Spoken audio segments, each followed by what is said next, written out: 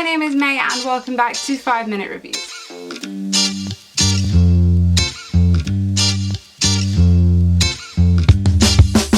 This is a series where I review books that I want to talk about. They're all spoiler free and last the duration of 5 minutes. My hair's staying in this bun today because I look like Eddie from Stranger Things. But kicking off our second episode, we have the Leviathan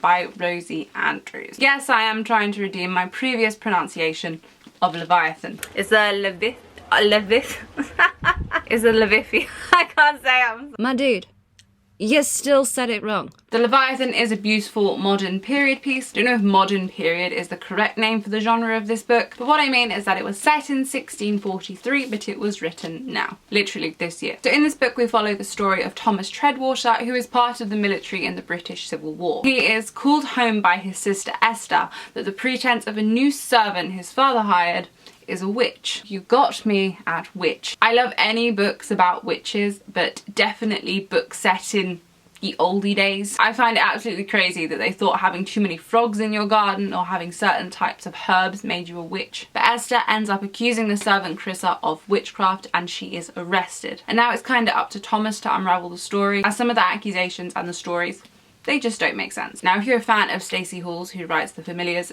you're going to really enjoy this book. There's a very simple plot line, but wonderfully developed characters. And although it's written in 2022, the kind of elongated and descriptive sentence structure really puts you in the mind of Jane Austen or Emily Bronte, which is just the headspace you want to be when reading one of these books. I would definitely recommend this to fans of Wuthering Heights. All in all, it's a very prettily written book. I really felt myself getting into the head of Thomas and being kind of enveloped by his surroundings. I can't remember exactly where they live in England, but all the descriptions are so beautiful, and I feel like he is a really well developed character. And I'm really impressed at the author's ability to write a relatable male heroine in a very female dominated genre. In lots of these books, whether they're period pieces, books about witchcraft, they are generally female led. So it was quite interesting to see it from a different perspective, especially from a male character who didn't think witches were evil. You know, the rest of the males when dealing with these books are very, oh, I cheated on my wife, but she made me do it.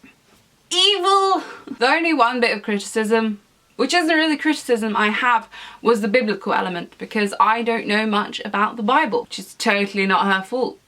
I should know more about the Bible. But a few passages of the book are written as if you are supposed to understand the reference to the Bible, which I generally don't. But the title, The Leviathan, is explained, so you are not completely clueless. But then I think when you're writing for this time period, it's expected that some form of religion will play a part. If you are looking for a witchcraft heavy book, this one is surprisingly not it. We do get halfway through the book and experience quite a drastic twist in storyline. I guessed the twist because I suck, but it was still good. But I would say this book has a higher biblical content than a witchy content. But to wrap it up, I did really enjoy it. I think it will make a lovely summer read if you are going away. Want some light reading that's also kind of dark and is very character focused, but with some really beautiful literature elements, I'd get it. Which leaves the Leviathan at a lovely 4 out of 5 stars. But that is it for today's video, you guys. Please do leave me a comment down below if you enjoy this series and if you have any book recommendations for me to review. The first 2 books have been new releases, but you're more than welcome to recommend me